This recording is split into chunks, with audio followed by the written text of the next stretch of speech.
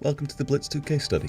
We're going to cover the three aspects in creating BLITZ-2, from pre-production to the shoot day and finally to post-production. The point of this is to show you that having a director working hands-on throughout the whole production process can not only yield a more creative and dynamic workflow, but it can also give you far more when working within tighter financial constraints.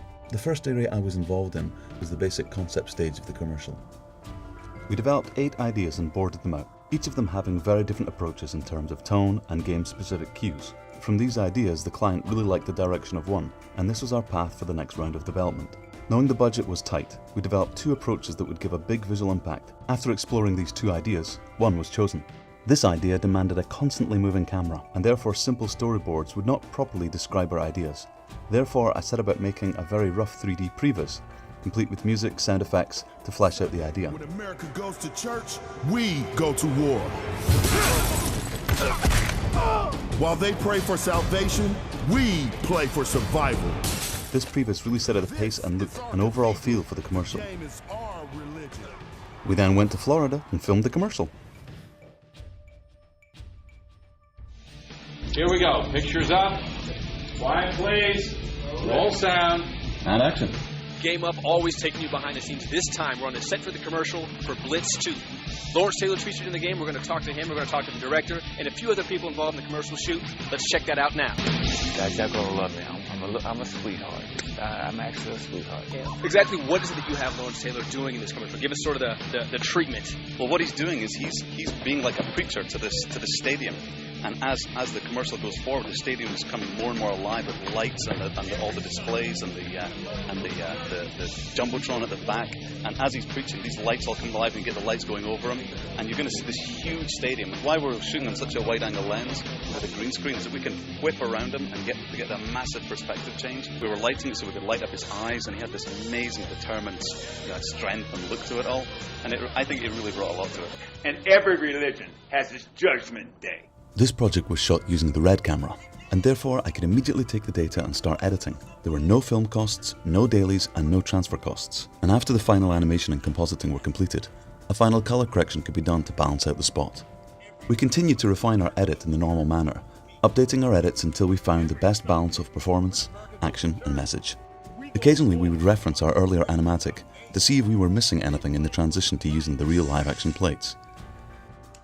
Being able to edit allowed me to try many different ideas quickly, without the transcription of going through another person. Therefore, I could get more edits to the client for feedback in a shorter period of time. This enabled us to avoid the lengthy delays in the approval circle, and allow me to concentrate on the edit, and most importantly, keep the cost overhead of the edit down also. We start with what we shot, the green screen with LT, and we do various processes to make it work for us, and to remove the studio that we shot in. First, we remove the green screen and make a basic map. You can still see all of the surrounding parts from the set, so remove those with the garbage masks. Now we have a nice, clean LT, ready for the next compositing step. In the preceding weeks before the shoot, we'd been working along with the client to develop a full CG stadium, which was based on one of the stadiums seen in the game itself. This went through various looks and approvals before solidifying. Again, we were efficient to utilise high-speed off-site render farms, which substantially lowered the CG development costs. As soon as we had a locked edit, we began 3D tracking each of the shots.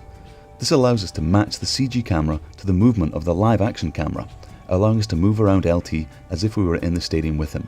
The 3D stadium isn't finished there. We then add things like the jumbotron screens, searchlights, a night sky, and some stadium lights. We then take the LT plate we've been previously working on and start compositing him into the shot, making various adjustments to make him sit in the image properly. When all of this is working, we finally add some night haze, lens flares, and glows from the surrounding spotlights. And there we have the finished shot. This represents one of 16 shots. Having my own recording studio allows me to easily put together sound and music ideas for tests, animatics, or the finished commercial. Also, when working with composers, it allows me to give them rough ideas to elaborate on. In some cases, I created the complete sound design and mixed it to final delivery. Overall, it is another tool that can allow me to try different ideas in a short period of time, significantly reducing the sound design costs. To summarise, I was involved in all aspects of pre-production, live action and post-production. This project was successfully completed with a significantly reduced budget which still allowed our agency partner to maximise profitability without compromising quality or impact the creative process. Its completion was only feasible due to the efficient workflow we designed. Indeed, I feel this process helped the creative meet its goals in a much easier fashion whilst lowering the overall creative costs. Moving forward, I see the industry heading towards using directors that are actively involved in all aspects of the creation of the commercial. I hope you gained some insight into how I like to work and how I feel future projects will be successfully completed.